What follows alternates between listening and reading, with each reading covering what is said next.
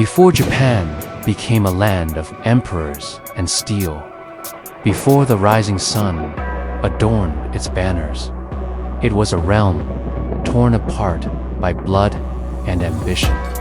A time when men lived and died by the blade, when honor weighed more than life itself.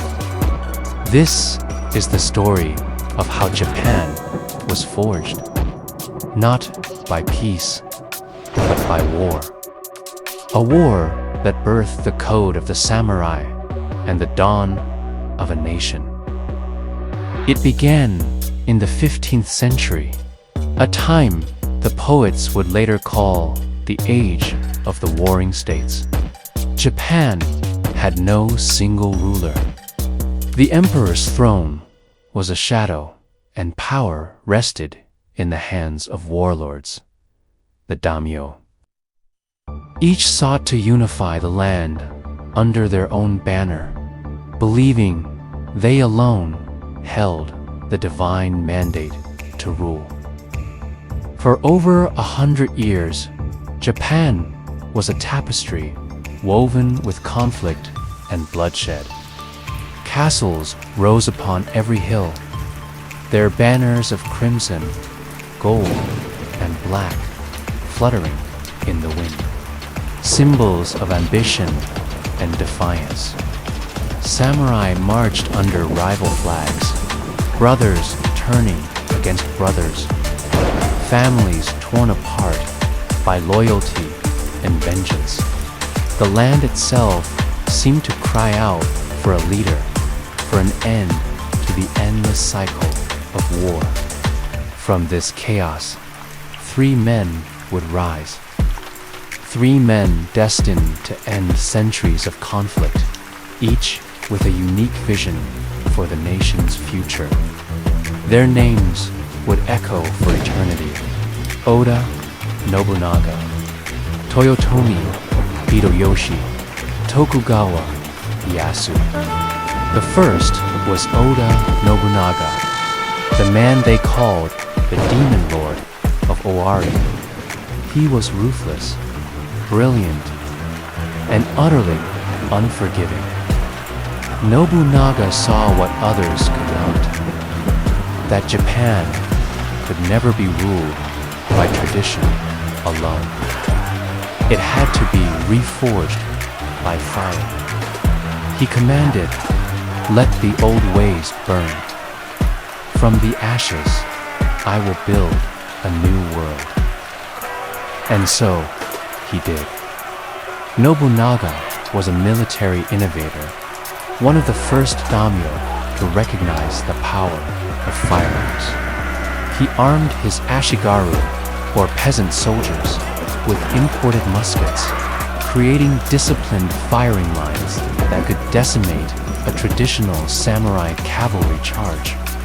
His victory at the Battle of Nagashino in 1575, where his gunners annihilated the famed Takeda cavalry, sent shockwaves through the country and changed the face of Japanese warfare forever.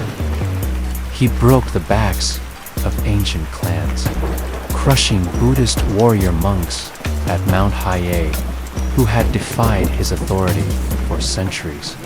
He carved his path toward unification with brutal efficiency.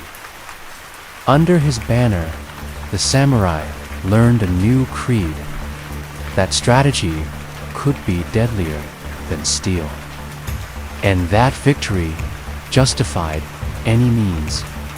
Nobunaga wasn't just a warlord.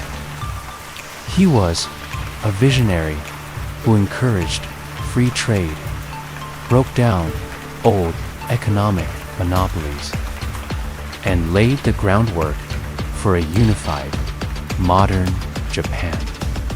Yet, power breeds enemies, and betrayal comes not from the blade of a distant foe, but from the shadows of one's own camp. In 1582, at the height of his power, Nobunaga was cornered at Hanyaji Temple in Kyoto. Betrayed by his own general, Akechi Mitsuhide, his reign ended as violently as it began, consumed in flames. But the fire he lit would not die. From the ashes of Oda's fall rose a man no one expected. A peasant born with nothing but courage and a sharp mind. Toyotomi Hideyoshi. He had no noble blood, no ancient name, yet his ambition reached the heavens. Starting as a humble sandal bearer for Nobunaga, Hideyoshi's intelligence and loyalty saw him rise through the ranks. He once said, "If I cannot climb the ranks, I will build the ladder myself." Upon hearing of Nobunaga's death, he acted with stunning speed, defeating the traitor Akechi Mitsuhide within days and positioning himself as Nobunaga's rightful successor. Through wit, diplomacy, and cunning, Hideyoshi achieved what Nobunaga could not. He united the fractured daimyo under one rule, not just through force, but through strategic alliances and political maneuvering. He built castles that touched the clouds like the magnificent Osaka Castle, monuments to his vision of peace and prosperity. He instituted a nationwide sword hunt, disarming the peasantry to prevent further uprisings and cementing the samurai as the sole military class. But peace built on conquest is fragile. When the sword rests too long, it hungers again.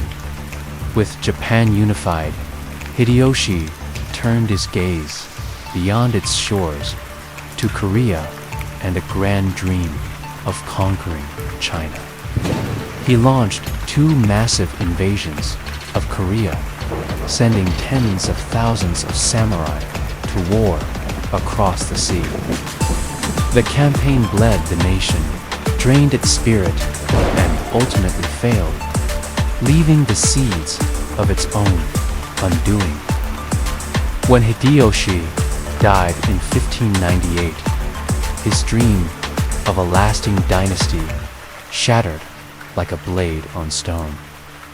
His son and heir was just a child, and the powerful lords he had once controlled began to vie for supremacy.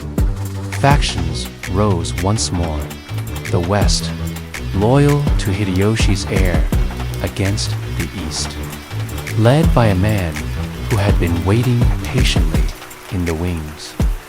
At the heart of it stood 2 titans, Ishida Mitsunari, the loyal guardian of Hideyoshi's legacy, and Tokugawa Ieyasu, the patient serpent who had watched Nobunaga's rise and Hideyoshi's reign, learning from both their triumphs and their mistakes.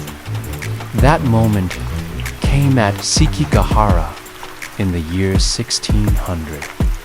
It was a battlefield shrouded in mist, a place where the fate of Japan would be decided in a single brutal day.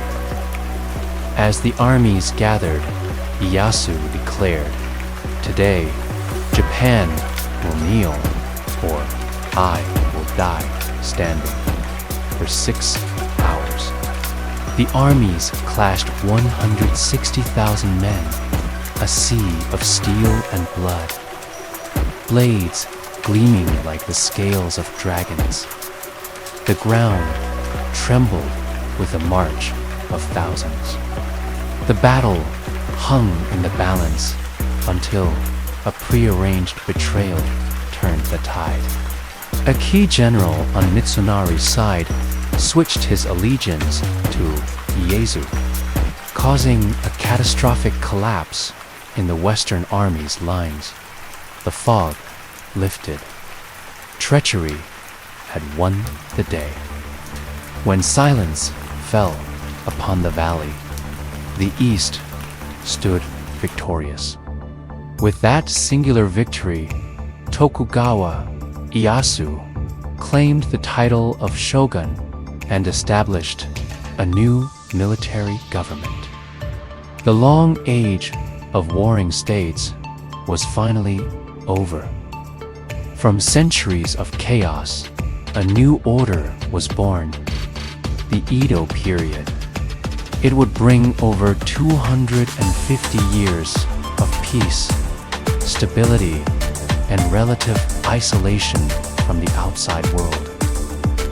The samurai, once the masters of the battlefield, now became administrators, poets, and scholars. It became a moral and ethical philosophy, emphasizing honor, loyalty, discipline, and self-sacrifice. These virtues, forged in the crucible of war, came to define the character of a nation. The sword became a symbol, not of war, but of the soul. The samurai caste slowly faded from the earth, eventually being abolished in the 19th century as Japan modernized. Yet, their dawn never ended. Because Japan itself was their creation, forged in the fires of ambition, tempered by the blade, and born under the rising sun. Empires fall, dynasties crumble. When the morning sun rises over Kyoto, when the wind carries the whisper of steel through cherry blossoms, their spirit lives on forever. Thank you for watching. If you enjoyed this journey into Japan's past, please like, subscribe, and follow for more stories from history. Have you ever wondered about the real story behind the samurai? Those legendary warriors of Japan. Their image, with sharp katanas and intricate armor, is iconic, but their history is far more complex and fascinating than most movies let on. Today, we're going to journey back in time to uncover the true origins, the golden age, and the eventual decline of the samurai. So, grab a seat and let's dive into the world of feudal Japan.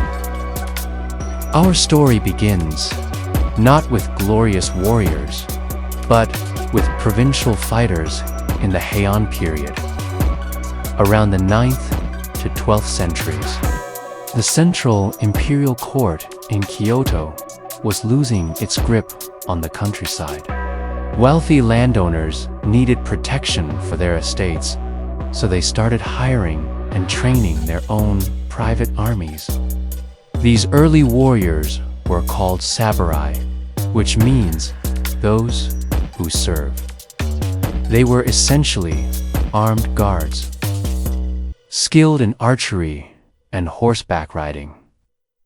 Their primary role wasn't dueling with swords, but acting as mounted archers, a far more practical approach to warfare at the time.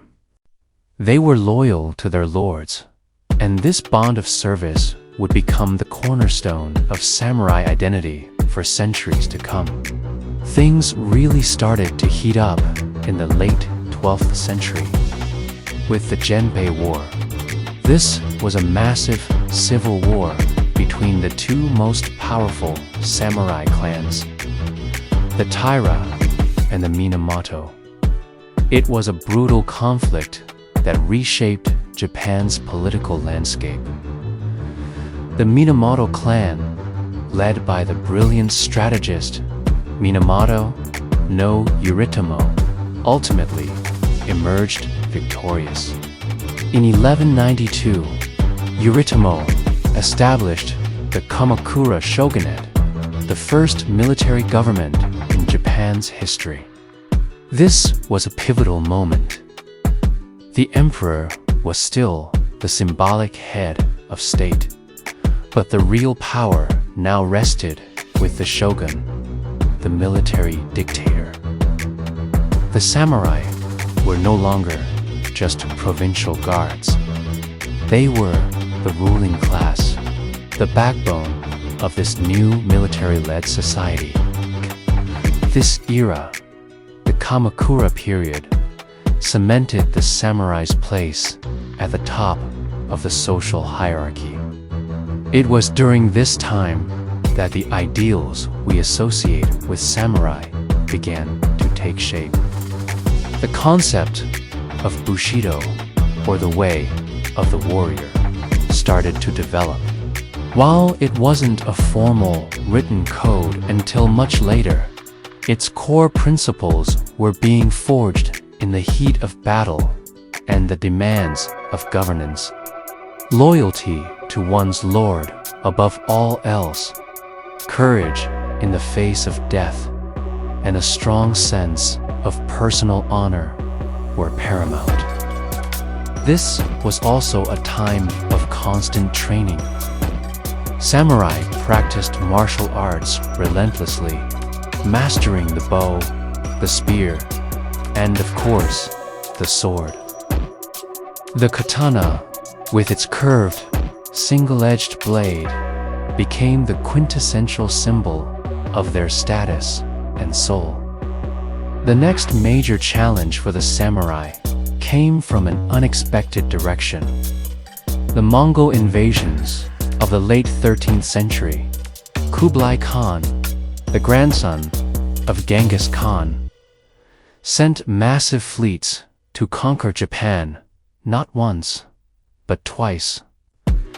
The samurai, accustomed to one-on-one combat and clan warfare, were faced with a disciplined, coordinated foreign army. The first invasion in 1274 was a shock. The Mongols used formations, gunpowder bombs, and volley fire tactics that were alien to the Japanese. The samurai fought fiercely, but they were pushed back. Luckily for them, a sudden storm, which they called a kamikaze or divine wind, destroyed a large part of the Mongol fleet, forcing them to retreat. 7 years later, the Mongols returned with an even larger force. The samurai were better prepared this time. They had built defensive walls along the coast of Hakata Bay and had adapted their tactics. They engaged in guerrilla-style raids on the Mongol ships at night. The fighting was intense and lasted for months. And then, once again, a massive typhoon struck, annihilating the Mongol navy. This second divine wind cemented the belief that Japan was protected by the gods, while the samurai successfully defended their homeland. The wars came at a great cost. The shogunate couldn't adequately reward all the warriors who fought, leading to widespread discontent and weakening the Kamakura government's authority. This discontent eventually boiled over into a period of intense civil strife known as the Sengoku period, or the Warring States period, which lasted from the mid-15th to the early 17th century. The central authority of the shogun completely collapsed, and Japan splintered into dozens of independent domains, ruled by powerful warlords called daimyo. This was the golden age of the samurai in terms of warfare. Everyone was fighting everyone. It was an era of constant betrayal, shifting alliances, and epic battles. Legendary figures like Oda Nobunaga, Toyotomi Hideyoshi, and Tokugawa Ieyasu rose to prominence during this chaotic time. They were brilliant strategists and ruthless leaders who used military might, political cunning, and new technologies like firearms introduced by the Portuguese to try and unify the country under their own rule. This era of constant warfare fundamentally changed the samurai. Armies grew larger and tactics evolved. While individual skill was still valued, large formations of ashigaru, or foot soldiers, armed with spears and firearms, became the key to winning battles. The samurai transitioned from being individual heroes on the battlefield to being commanders and elite officers leading these larger armies. It was a brutal, bloody time, but it was also a period of incredible social mobility. A peasant with enough skill and ambition could rise through the ranks to become a powerful samurai lord. It was a time when legends were made. Finally, after more than a century of conflict, the long wars came to an end. Tokugawa Ieyasu, after his decisive victory at the Battle of Sekigahara in 1600, unified Japan and established the Tokugawa shogunate. This ushered in the Edo period, a time of unprecedented peace and stability that would last for over 250 years. But what does a warrior class do when there are no more wars to fight? This was the great identity crisis for the samurai. With peace came a rigid social structure. The samurai were still at the top, but their role changed dramatically. They became administrators, bureaucrats, and scholars rather than active fighters.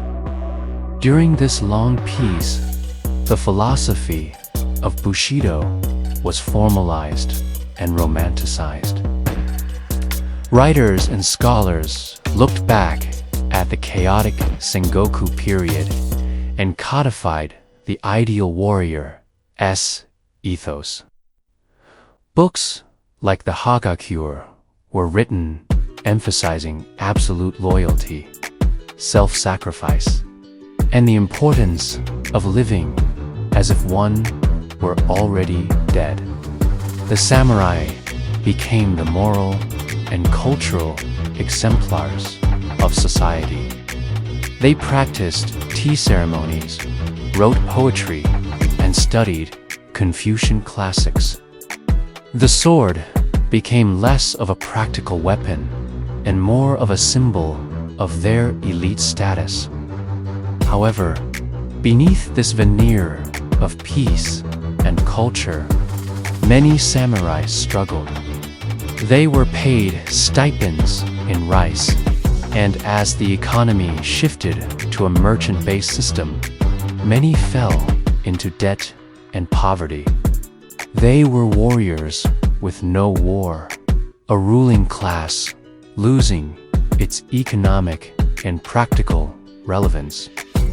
The final chapter for the samurai began in the mid-19th century with the arrival of American Commodore Matthew Perry and his black ships. His fleet, armed with modern cannons, forced Japan to open its borders to international trade after centuries of isolation. This event triggered a period of rapid modernization and political upheaval. The Tokugawa shogunate proved incapable of dealing with the foreign threat, and many, especially lower-ranking samurai from outer domains, began to call for a change. They rallied around the emperor, seeking to restore his power and modernize the nation to resist Western influence. This movement culminated in the Meiji Restoration of 1868.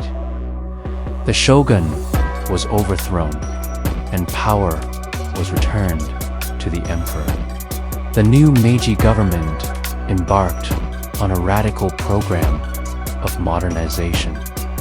Feudal domains were abolished, a modern conscript army was created, and the samurai class itself was dismantled. In 1876, the government banned the public wearing of swords, the ultimate symbol of the samurai. Their stipends were converted into government bonds, effectively ending their special status. Some samurai resisted, most famously in the Satsuma Rebellion led by Sago Takamori, often called the Last Samurai. But their traditional fighting style was no match for the government's new, modern army. The rebellion was crushed, and the age of the samurai was officially over. Although the samurai as a class no longer exists, their legacy is woven into the fabric of modern Japan. The principles of Bushido, discipline, honor, loyalty, and perseverance have shaped Japanese culture in countless ways, from business practices to martial arts. The image of the noble warrior continues to capture our imagination around the world, a powerful symbol of a bygone era. They were more than just swordsmen. They were poets, administrators, and the architects of a nation's history. Thank you so much for joining me on this journey through the history of the samurai. It's a story full of conflict, honor, and dramatic change. If you enjoyed this video, please give it a thumbs up and subscribe for more deep dives into history. Let me know in the comments which historical topic you'd like to see next. Thanks for watching.